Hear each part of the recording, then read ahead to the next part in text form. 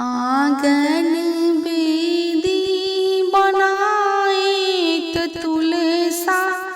लगाए त तुलसा लगाए हो बहनी से बेदिया बैठे सत्यनारायण ताओ रे पीताम्बर रे पीताम्बर हो बहिनी से बेदिया बैठे सत्यनारायण ओढ़े पीताम्बर ओढ़े पीताम्बर हो जऊ माई जनते सत्यनारायण अंगनवा हमरे अंगनवा हमरे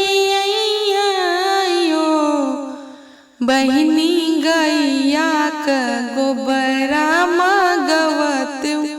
अगन लिपावते अगन लिपावते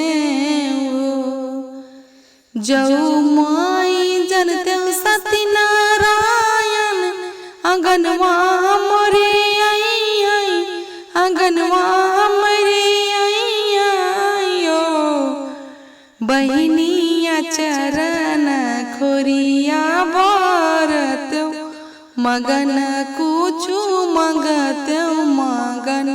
कुछु मंगते हो सोनावाता मंगते हरदिया स्वरूपवा दहियुआ स्वरूपवा दहियुआ हो बहिनी पुतवा मैं मंगते नारियलया सधेरिया लवंगया सधेरिया लवंगया सो ससुरुता मंगते राजा दशरथ सासू कौशल्या रानी सासू कौशल्या रानी हो भगवान पुरुष मंगते श्री राम लखनया सदेवर लखनया सदेवर सोना माता दिए हरदिया रूपवा दयुआ स्वरूपवा दयुआ हस हो भगवान पुतवा दिहे नारियलयस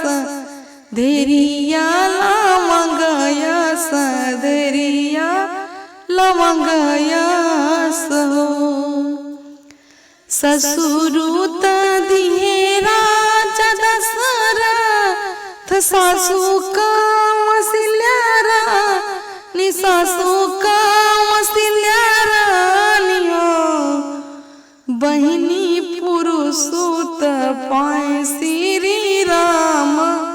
लखनया सदेवर लखनया सदेवर।